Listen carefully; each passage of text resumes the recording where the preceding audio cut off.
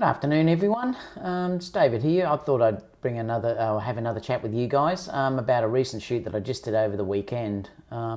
It was using the a6500 and the 24mm 1.8 lens. I thought I'd give that combo a go in a forest with a dancer, and I was going to talk to you about that as well. Just let me check that's come up. Yeah, it looks like it has. I'll just put it down high, just in the comments down here. Let's see if anyone else comes on. Yeah, so I thought I'd talk about a couple of news articles which I found today, which I thought were really quite funny. So I thought we'd have a look at that, and then I could sort of go through the shoot yesterday and see what you guys think about that. Obviously, if you have any questions, you can throw those down at me as well. And we'll take it from there. Just let me drag up the chat down here so I can see if anyone asks any questions. So say hi if you are watching, guys. It's saying there's a few watching now, so pop on and just say hi and tell me where you're from. Yeah, so I wanted to bring up some shoots or things that I've found today reading a couple of articles, and I thought it might be interesting to have a look with you guys and go through them with you, because a couple of them were really quite funny. But I'll show you this first one. So let me just switch over on my desktop and we'll have a look. So this first article I found was from Petapixel, and it's actually about a Canadian photographer that's had his cameras blown up by a bomb squad. I mean, it'd be a terrible... I mean, I have to laugh. It's my wicked sense of humour, but you certainly wouldn't be laughing if it was you. I'm not sure. It looks like it's high-end Nikon or Canon gear. I can't quite tell from this article. But basically what's happened, he's a journalist or something, and he left $6,000 worth of equipment in Quebec, and I think he'd left it in an area, according to this article, he'd left it in an area where he thought that the gear was reserved for the press. Well, anyway, it was stolen. A couple of days later, I think they then left it outside the newspaper El Express, but they had the word explosive written on the box. So what they've done then is bomb squads got involved, and they've brought all of the fire brigade in and the bomb squad. Anyway, it turns out that they use the little robot here, and they've blown all his gear up. So they've actually put it down. You can see it's been left at the door down here, and it's the camera, I think, has actually been exploded. So they've blown it up. So I thought that was incredible to have that done. Oh my God, it'd be just terrible. I couldn't picture how I'd be if that had happened. I don't know why they would have returned it like that and then put explosive on it. Obviously, these crooks have a bit of a wicked sense of humour, but God, what a thing to do. Hopefully, no one got hurt, which is the good thing. But boy, I mean, it could have turned out really, really bad. But the poor guy's lost all of his camera gear now, I suppose. Hopefully he's insured. So I thought, my God, yeah. Voice Studio said insurance job. He wanted to go mirrorless, Sony mirrorless. Oh, that's funny. That's really quite funny, bro. I love that. Yeah, so perhaps he did want to get rid of his gear, and he's changed it and claimed it on insurance. So that's really interesting. So I just thought I'd share that with you, because I thought, oh no, what a thing to happen. You wouldn't believe that. If you told that story, no one would believe it. So I thought that was really quite funny. Another thing that I wanted to talk to you about too was it's the Sigma 135mm 1.8 art, and I wanted to know what you guys think about going or trying this lens out. How are you, Chris? Nice to see you on here.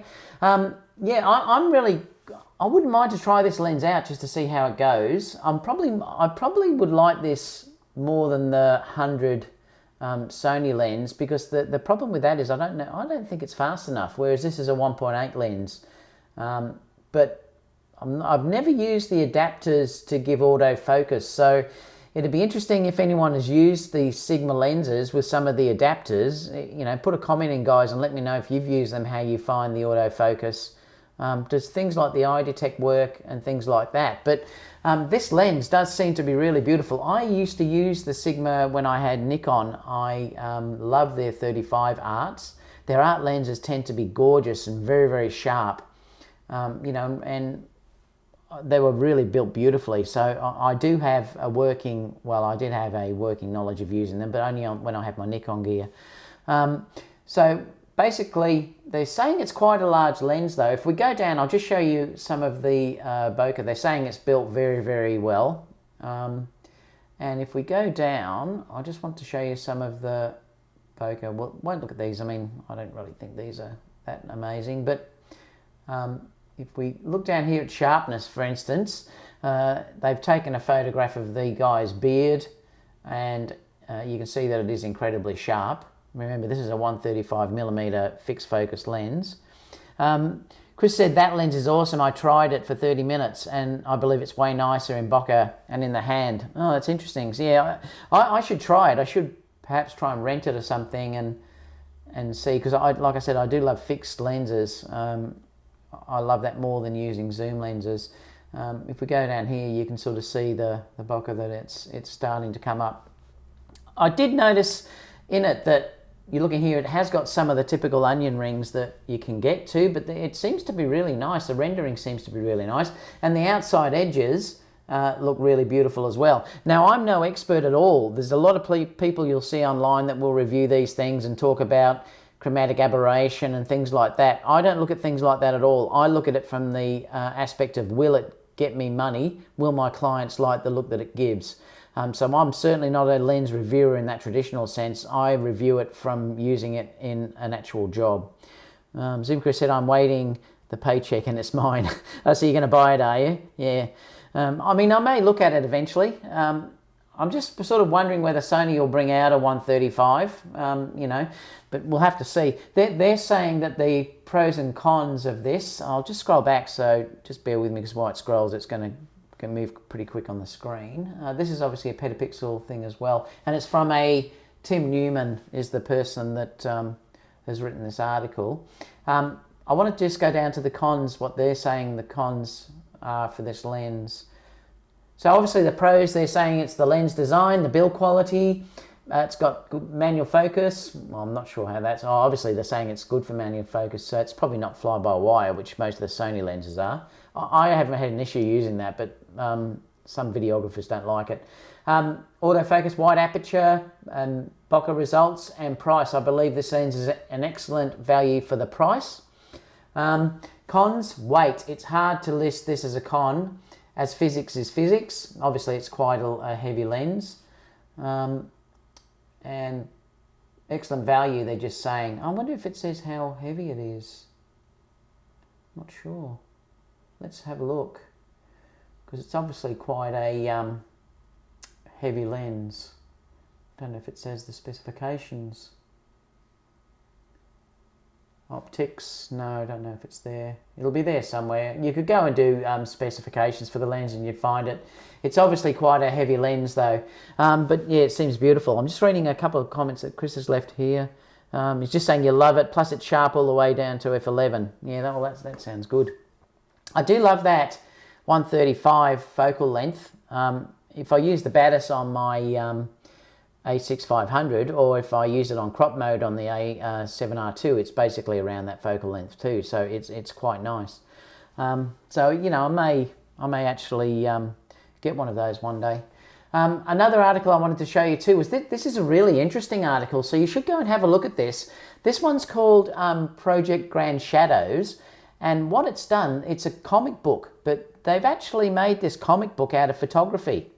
So there you go. Chris said it's 1,130 grams, so 2.5 pounds. So it is, yeah, it's reasonably heavy. But, I mean, if you're going to use beautiful glass, like I said, I wouldn't be carrying this around at a wedding, because the whole point for me in weddings is to carry things light. But this could be just one that I could use for portraiture and stuff like that. Matt said, isn't Zeiss about to release a native 135, albeit not 1.8? Yeah, I'm not sure. Oh, was that I think it was a 2.8 lens, wasn't it, that they've released? Yeah, that's not fast enough for me. If I'm going to have a lens like that, I really do want 1.8, and I've seen that, and it's incredibly expensive. So yes, Zeiss is releasing that. I don't know, I mean, I may get it in to have a look at it, but I don't think that I would purchase it for the money that they're asking. I'm not sure what it will be here. Yeah, it is 2.8, Matt. Yeah. So it's pretty expensive. No, Chris, it's not f2. I'm pretty sure it's 2.8. Have a look at that though, but that's what I reckon it is anyway. Now this article that I was showing you here is about a comic book, but they've photographed it using characters, so they're actually using it from photos. So if we scroll down, you can actually sort of see here what they've done. Yeah, that's all right, Chris, doesn't matter. I mean, it's good to just chime in. So you're looking at these things now, they're all done from photographs, so it's not drawn. So it's a really interesting concept for this magazine, that everything that you see in part of this comic is actually done through photography. So there must be an awful lot of work that they have to do to put that together. So you could have a look at that. You might find the lighting seems to be gorgeous. Obviously, there's an awful lot of Photoshop work going in as well to it, but it's a great concept. So you could have a read of that, and like I said, if you Google Project Grand Shadows, you'll actually find information about that, and you can sort of have a look at those photos and what they've done. It's pretty amazing photography and Photoshop work, I think. Yeah, Matt said that's what put me off. Is that the price, or is it the 2.8, Matt, that puts you off? Yeah, to me, to be honest, it's the 2.8, but also the price of it. They're asking an awful lot for that Zeiss lens here in Australia. I don't know if you can even get pricing. I'll just have a look. I'll Google it and just see. So it's Zeiss Batis 135, 2.8. Let's have a look. Digital photography, I'll just go into this and have a look and see if it mentions the price here. So that's the lens there itself. It is a 2.8 lens, and it's available in May 2017. Now that's $1,999. So in Australia, I can guarantee that's going to be up near $3,000, which is, it's crazy. It's going to be around 2,500 US. Yeah. Well, I don't know where that price has actually come from, Chris. I'm not sure. They're saying 1,999. So whether that price has changed, I'm not sure. It's 1,999 euros. The price that's on here, but these are all pre-release prices, so it might not be the actual price that's coming out. But it looks very similar to my Batis, the 85, so it's a very, very similar build. It looks like the focus ring's very, very similar. But again, that sort of money for a price for a 2.8 lens is, I don't know what Zeiss are thinking. It's crazy. I love my Batis, but there's no way known I'll be paying $3,000 for a 2.8 lens. What do you guys think? Anyway, that's there. I don't think it's even got an Australian price yet. I'll just have a look. I'll put Australia in just to see, out of your curiosity, because there may be some pre-release stuff here. Let's have a look.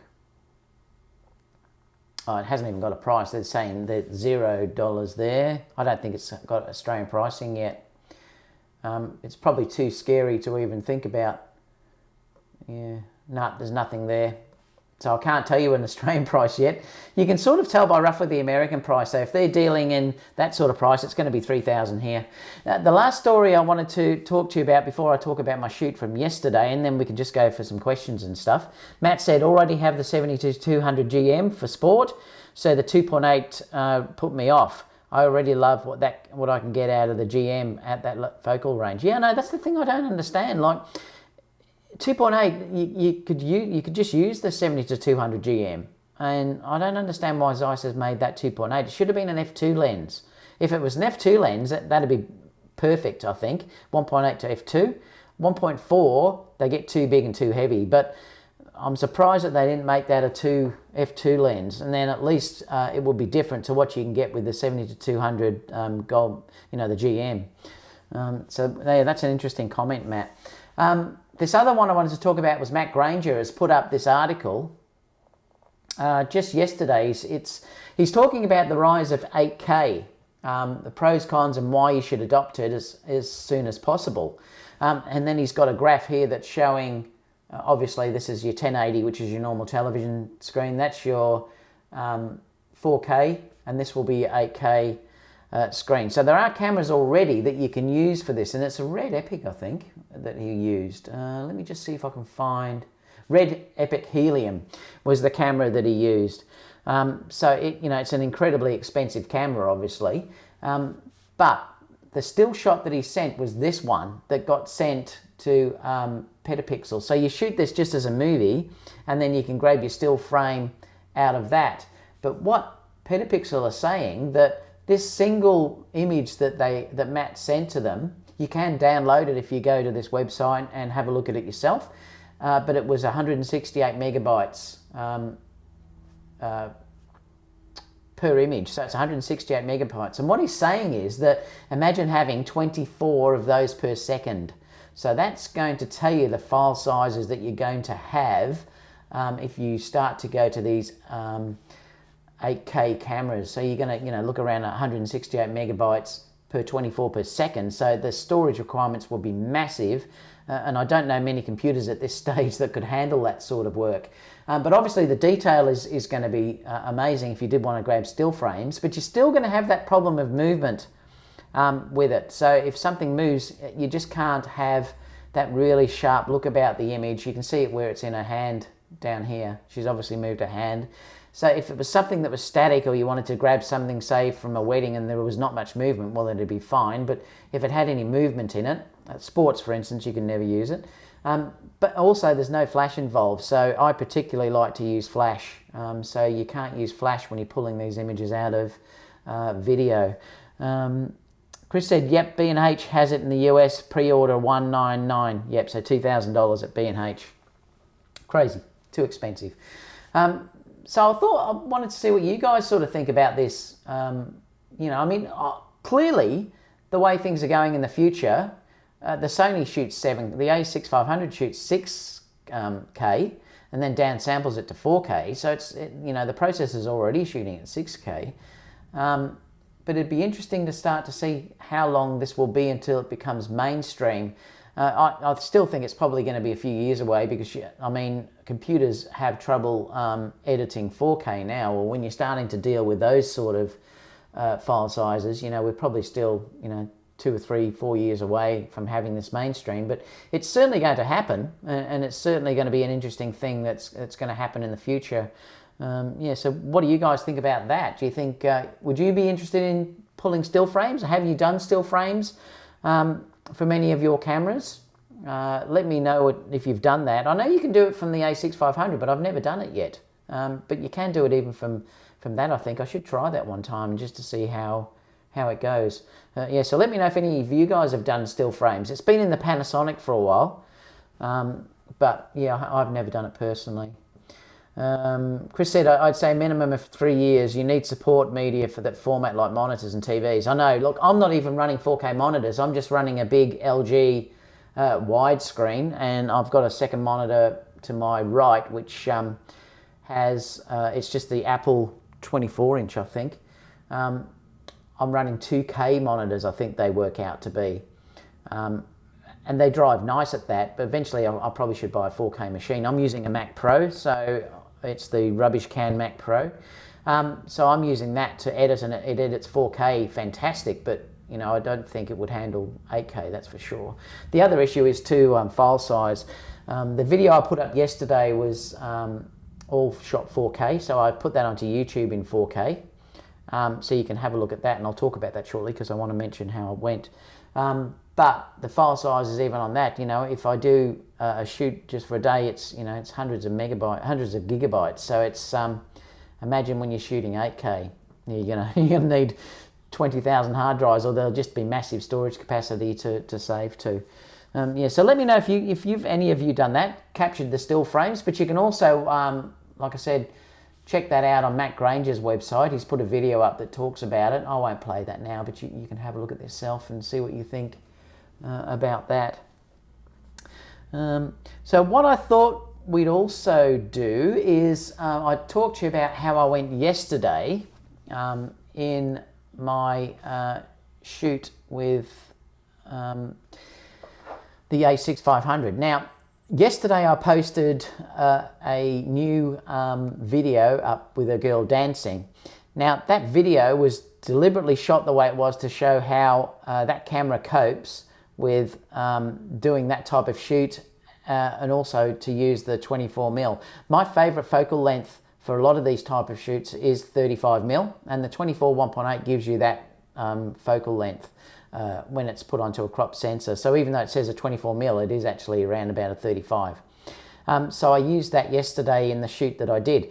I wanted particularly to try out the high-speed shooting with the camera to see how it performed with the autofocus. So I wanted to try that.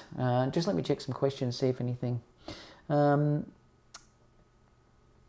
Fabian, I think that's your first name. Is it Fabian or is it Arcady? It's probably Fadium. Just let me know. I do primary weddings and my clients are perfectly happy with 1080p video.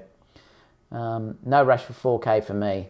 Yep, you know what? And I'll just sort of go back to that because my wedding clients get 1080p as well because they have nothing at this stage that they can view it on probably. But I always shoot in 4K because I love that ability to crop and do other things. And if the image is not stabilized, I can run it in through stabilization software without having to worry about it being cropped away. It's particularly given me that ability to zoom. But, you know, so that's the reason why I'll always shoot in 4K, just to give me that ability to zoom in if I need to. It looks like you get multiple cameras, you know, for one, and the detail is gorgeous. But I don't give my wedding clients 4K videos yet, but I will one day. But at this stage, I'm only doing 1080p. Yeah, so going back to the shoot from yesterday. So what I wanted to do was I wanted to try the a6500, but I wanted to try the high frame rates because I think it's 11 frames per second, I think, with the new a6500. I think the a6300 was pretty much the same. It might be 1 frame less, I'm not sure. But I wanted to try it with the autofocus as well. So I didn't use any manual focusing or anything. I just left it on continuous. With eye detect or face detect on, and then just fired away to try how it went. So that was what the video was that I put up yesterday. I wanted to demo that. I did do other shoots yesterday, but they were with the A7R2, and I used off-camera flash, which I'll be putting up fairly soon. So they're a little bit different, and they were a little bit slower and things like that, but I've also got that to show as well.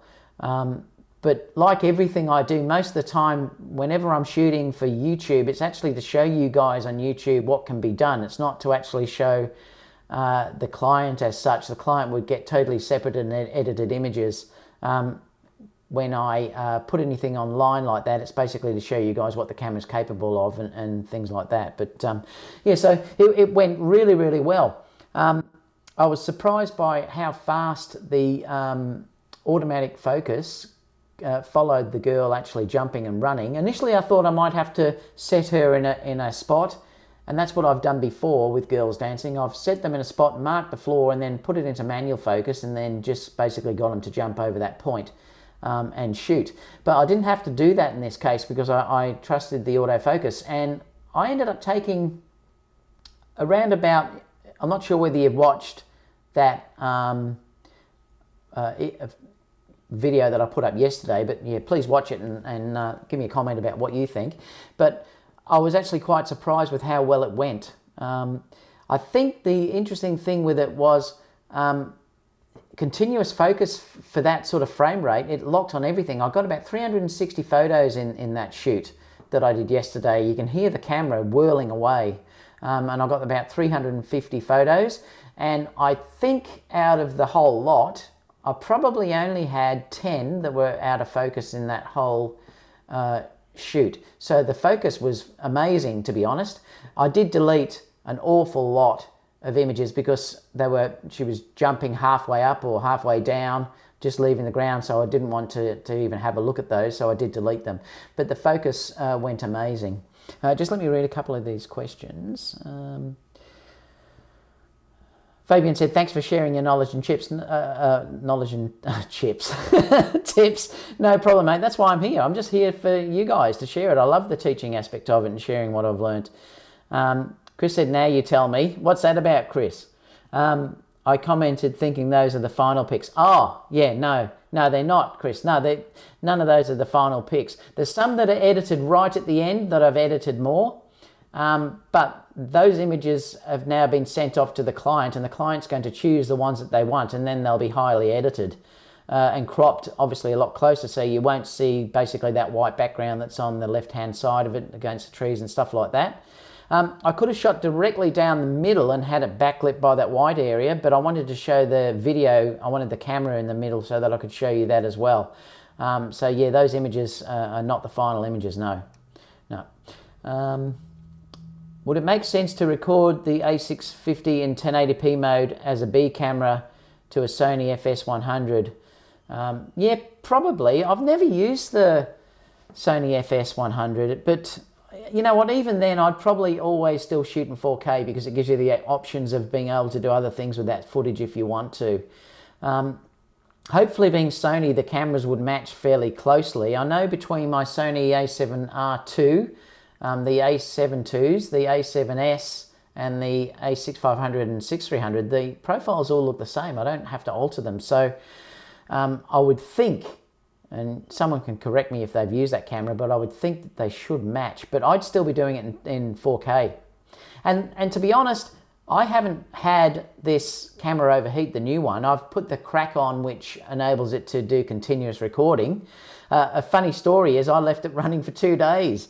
I actually had it from the last shoot that I did when I posted live to you guys on YouTube, and I forgot to turn it off. I came back in and it was still running. So it hadn't even shut down or overheated in 2 days of sitting there. But when you're shooting, I think, to be honest, if I was shooting a wedding, and I have done this in the church ceremonies where the ceremony or the reception where we'll go for a long time, like 45 minutes to an hour, I'll shoot in 1080p just in case if it did overheat. It hasn't happened, but I don't want to take that risk. I've never ever had it overheat in 1080p. So if I'm shooting things that I know will have to be shot for a long period of time, I'll leave it on 1080p. But for the more formal shots of, you know, walking around with the bride and doing her getting ready and things like that, I would always be shooting in 4K. Let me just read a couple more of these questions. Matt said, I do love that 24. I love it too, Matt. It's my favorite lens on this camera. Though I tend to shoot at 1.8 or 2 if I'm more than a meter or two away.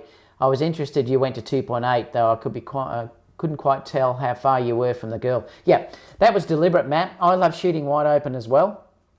The thing for me with that shoot was I wasn't 100% certain, because I hadn't done that sort of shoot before, how the focus would go.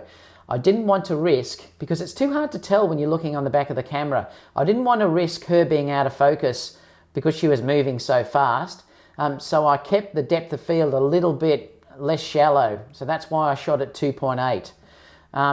That's the only reason why I didn't go fully wide open. But to be honest, it's interesting. I had a comment, I can't remember who it was, but I had a comment on there talking about the leaves and stuff. But it's always a personal thing, and I tend to love that detail in the background. So I wasn't so conscious about blowing that out. When you see the other shoots that I put up, I was using the 70-200 f4, and I shot that wide open at 200mm. And I also used the Zeiss Batis 85 at 1.8, so I did blow out that background to make it sort of blurry. So that was a deliberate thing with those, to shoot wide open. With that jumping one, I deliberately wanted to make sure she was in focus, number one, and plus I did still want to see that foliage in the background. But like I said, that's a personal thing. Now let's have a look. Zimchris said, if you're worried about white balance and colors, you can shoot S-Log. Yes, you can. Chris is talking about the color matching. I did shoot S-Log a lot, you know, and I originally was shooting, I never shot S-Log because I had problems with the ISO, had to be too high on these Sony cameras. I think it was 800 or something was the minimum you could shoot. So I changed that and I started to use gamma, and I think I've got it on profile 2. But then you can have a S-Log you can have an ISO of 200, which means you're not shooting so high in the ISO. So if I'm shooting in quite contrasty conditions, I'm using S-Gamma, I think it's called. If it's not contrasty, I'm now just tending to shoot with a standard profile and then correct later. You've just got to watch your highlights. As long as your highlights aren't clipping, it tends to be okay. But if the range is way too far, for instance, if you had a bride that was in the bright sun and then there was also an area where it was into shade, then obviously you'd have to probably think about going into S-Log. But I've found that using gamma, S-gamma, tends to give me enough, and then I can correct in Final Cut enough to bring it up or down. So I don't tend to use S-Log much because it needs so much correcting and it just takes me too long in Final Cut and stuff to grade it all the time. Chris said I was with that comment, laugh out loud, and said it's a personal choice. Yes, oh yeah, it was you, Chris. Yeah, and it is. Yeah, it's totally personal. I know the model, the dancer, has got the images, and she messaged me to say how much she loved them, and also Courtney from the dance studio loves them as well. But they've seen the whole range of shoots, so you haven't seen those yet. Like I said, I'll be posting those fairly soon. I don't think it'll be this week though, because I'm flat out doing wedding editing, but probably sometime early next week. Yeah, so that'll be sort of happening. But the camera, I was amazed, even though people will probably say you shouldn't be shooting portraits at using the 24mm. That's, like I said, that's the focal range of 35mm, and I got really, really close to that girl when she was sitting down sort of on the floor. I was incredibly close. If you watch the video, you'll actually see how close I've got. And the lens, it didn't look too bad. You can get distortion sometimes, but it looked fairly good. Now, admittedly, I knew that girl was very slim. She had a great figure. And, you know, she had a really beautiful body. So as I got close to her, I knew that it wasn't really going to be that much of an issue. But I did want to make it more environmental. I wanted to have her as part of the scenery that was around her, because I've shot her before in the studio, and that was a different shoot where we got close and things. I wanted to make this more about that environment of where we were, you know, in that beautiful forest amongst the leaves and greenery and everything else. So I wanted to try and make sure it was a little bit wide. I found that 35 was wide enough, and I didn't want to be changing lenses, so I just wanted to use that as the one lens yesterday, and that's just why I moved in and out with my feet to get the sort of perspective that I had. They were a little bit wider in Lightroom than that, but I cropped them. That was the only thing I did in Lightroom, is I cropped them down a little bit to make it a little bit closer. Zoom Chris said, nice. That's what matters, man. Yeah, we are judging as photographers. That's right, exactly, and we do. I found it's really interesting how you know, photographers are so critical that the clients, and like I said, I only ever worry about what my clients say. I never really worry when people comment and stuff on my YouTube videos. It's fine as long as it's constructive. I had to delete a comment the other day. Someone was ridiculous and you know, was incredibly nasty. So I deleted his comment because it didn't even relate to it, and it was just crazy. So I deleted that. The normal ones where they're constructive comments, like I said, everyone sees different things, and that's the beauty of photography. There's no right and there's no wrong. You can break the rules. You can do whatever you like. As long as your client is happy with what you're producing and they're hiring you, well, then you're fine. And I knew that they liked what I produced because she'd actually hired me. So, you know, it's just the way it is. And like I said, she sent me back a message to say that she just adored them. So now she's just got all these images to choose from. She'll send me back 5 that she wants retouched. Yeah. So like I said, I shot that obviously in RAW, and it was just on the standard profile, which is the way I shoot everything. And like I said, it nailed probably 95%, even higher than that, 96% of the images in focus. I noticed even on the YouTube one, I put one which was a fraction out. I was going to change that, but then I thought, well, no, look, I'm going to leave it warts and all. So it did have one that the focus was a little bit off. Most of the others though, and like I said, it tends to, because those images on YouTube that I posted in that video had no sharpening or anything done, it's incredible. When you look at the ones at the end, they've had the sharpening added. So you can see how that brings it back, because the images initially were that little bit lacking in sharpness, but that comes back when you obviously sharpen the images up in Lightroom or in Photoshop. So the last 4 that you'll look at had that sharpening actually added. Chris said 35 1.4 is a beast of a lens. Love the color rendition and usability factor. As you can have that lens all the way down from dawn to dusk. I know I use that lens. That's my favorite lens on the full frame, the Sony 35 1.4. I adore that lens, and you know what, I use it all the time for the details. I use it all the time for doing the reception stuff, like all the cakes and you know, the details on the tables and things like that, and I'm always shooting wide open, and yeah, I adore that lens. I've moved more and more away of using on-camera flash. I don't have to when you're using such fast glass. I've tended to not use that a lot. When I first started, I always had the off-camera flash on the camera bouncing off the ceiling and things like that, whereas I've changed that now, and I'm always now just trying to shoot as wide open as I can, and if I need light, I'll tend to bring in some continuous light, ice lights or something like that. Yeah, but it's a great lens. Chris said I have two, just in case if they get discontinued. That's funny. I've only got the one, but obviously, look, I've got, if you look into my YouTube, I've got my full kit listed now of what I've got. Well, it's almost everything. It's not everything because I found it was getting longer and longer. I'm going to go through that in a live talk soon, and I'll tell you why I've got what I've got. So I'm going to take you through that kit as well. But you'll see that yeah, I've got the 55 1.8. This is full frame lenses. The 55 1.8. I've got the 35 1.4. I've got the 35 f 2.8, which is a really good lens as well because it's great for travel. It's very small. I've got the Zeiss Batis 85, and I can't remember. I think I have a couple of others. I've got so many lenses I can never remember them all. But like I said, I've been tending now to mostly shoot with just the Zeiss Batis 85 and the 35 1.4 on full frame, and I always take my 70 to 200 if I want that compression, and that's what I used the other day on Sunday when I was doing the Dancer in the Forest. I did that there to use that so I could show you guys on YouTube using that lens, and it's beautiful because it brings that background, that compression back in. It is called gas, I know. I've tried to limit what I've buying now because I just had so much stuff and I'm not using it. On the a6500, obviously my favourite is the 24 1.8, and I also love the 18 to 105. I love that lens as well. It's a really good lens, and I have a small pancake lens. I can't remember what it is. It's a 16mm, and the 10 to 18 is a really good wide lens. That's great for on a gimbal. I do have a gimbal. I've got the Came TV, but I think I'm going to change that. That's a year old. I'm going to upgrade that gimbal shortly. So I'll be looking at what's released at NAB, I think.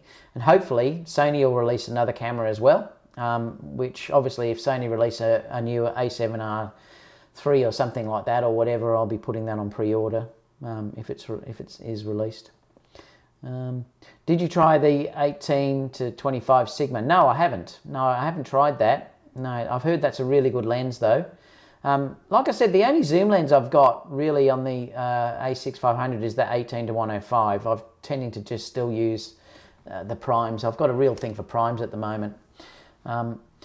Plus, this 24 is ridiculously sharp. It almost goes to a macro lens. You can get that close to your subject. It's ridiculous. So it's almost a macro. It's incredible.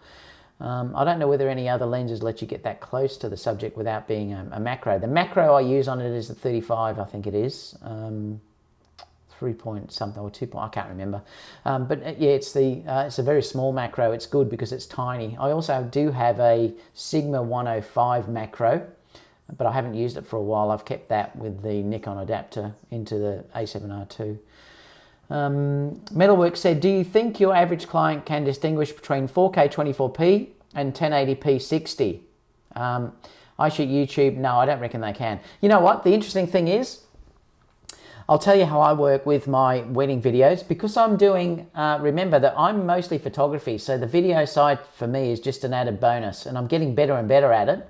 But because I'm shooting, I do have a second shooter, but they're only doing the photography. My primary goal, and that's where most of my money is the photography. So my main goal is to make sure that I get the images that they've hired me for. The video is a secondary consideration. So I'm not using ND filters at all or anything. I'm just cranking the shutter. I used to use ND filters, and I bought it's actually something that connects onto the front of the camera with magnets. I'll show it. I think I might have showed it on a video, but they do clip on. But it's still hard if you're walking, and I'm often holding two cameras. So I've got two cameras like this, one video, and I'm shooting photography at the same time. If the bride is walking out of the church outside, and it's dark obviously inside, and then you're going outside, I haven't got the time to be adjusting things with ND filters.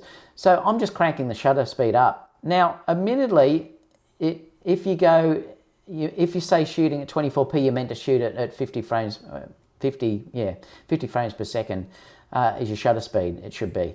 That's if you want that filmic look. I really don't care about that. I'm just shooting to get the image as good as it can be in the time that I've actually got that I'm working with. So if you look at all the videos that I've put up from my wedding videos, they're only ever cranking the shutter. So you often, if there was real fast movement, you probably would get that little bit of it, the strobe. But the thing is, I've never had a bride say that they don't love the image and what's there. So that's all I'm doing. I'm just cranking the shutter. So I don't think a bride would tell the difference between 1080p 60 and 1080p 24. No, I think we notice it, but we're probably the only ones. What else? So any other questions that you sort of want to talk about? You're all looking forward to NAB. Hopefully they're going to release something, that's worthwhile. Hopefully Sony will do it, as long as everything wasn't stolen in that truck that disappeared, which is quite funny.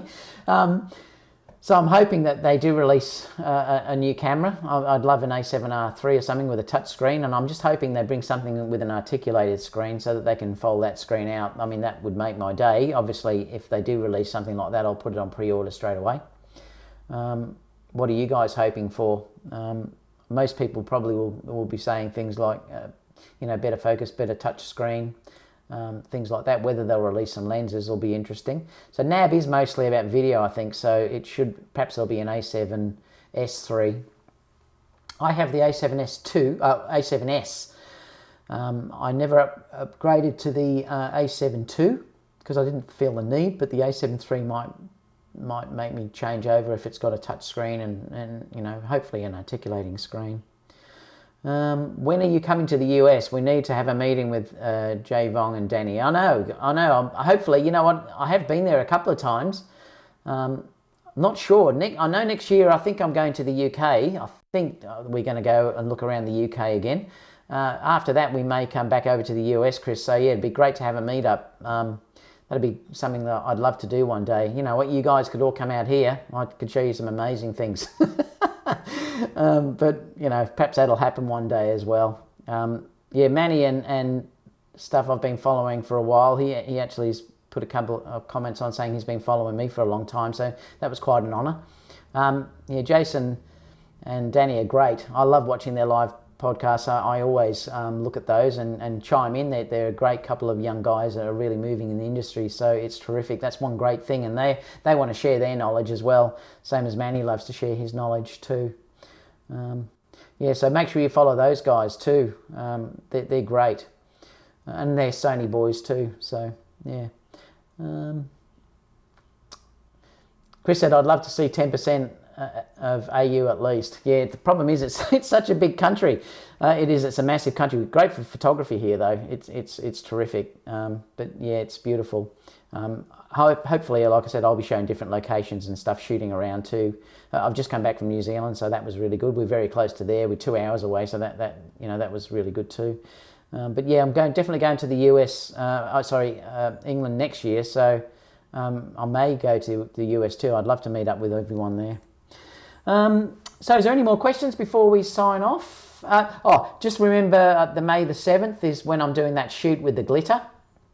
I'll try and stream some live so you can sort of see how that's going. And like I said, I will be showing the shoot as well. Like I said, that's got 7 girls involved and 4 makeup artists, and we've purchased the glitter, and I'm going to be doing that with continuous light because from what I've been told, it doesn't work well with flash. The flash kills the glitter, so I think I'm going to be using all continuous lights. I do have a continuous light setup.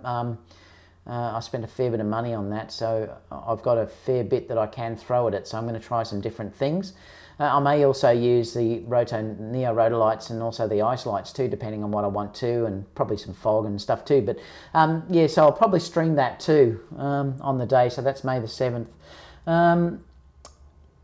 Shallow95 said, I wish Sony had the 135 STF instead of 100. I know, I don't really understand why they went to the 100.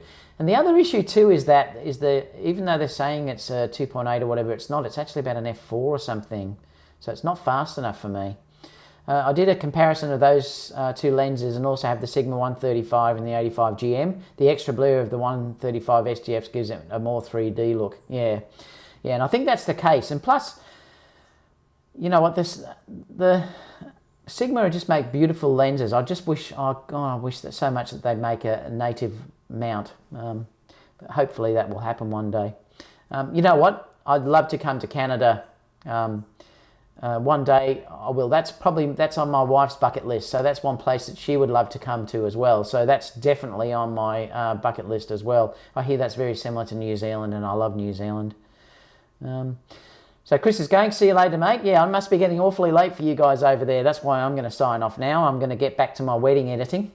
But the 135 STF is not at sharp, and the CF is pretty bad in some areas. Oh, okay, so that's interesting. That's why probably I'd have to try it out myself. Anyway, we might sign off there, guys. I may post another one up this week, one of these. If not, definitely I'll be up again next week, so we can have a chat again too then. And it's been, like I said, a pleasure talking to you guys. And I really love this interaction. It's so great to have discussions with people from all around the world. And, we'll talk again soon. Mavfan said, hoping for the room at 1635 2.8. Yeah, that'd be one I would want to get. I found the F4 is just not fast enough. So hopefully they do release a 16 to 35 f 2.8. I have the 1635 f4. I would buy the 2.8 16 to 35. I used to have the Nikon, I think it was the 14 to 24 lens. That was gorgeous too. That was an incredible lens, and I did hate to let that go. So that was the 2.8. So hopefully, yeah, they'll release a 16 to 35. All right, guys. Well, I'm going to leave it there, and I'll see you again soon. So thanks for the chat, everyone, and enjoy the rest of your evening. It's 1:49 here, so it's 2 o'clock in the afternoon, and I'll see you all again soon for the next chat.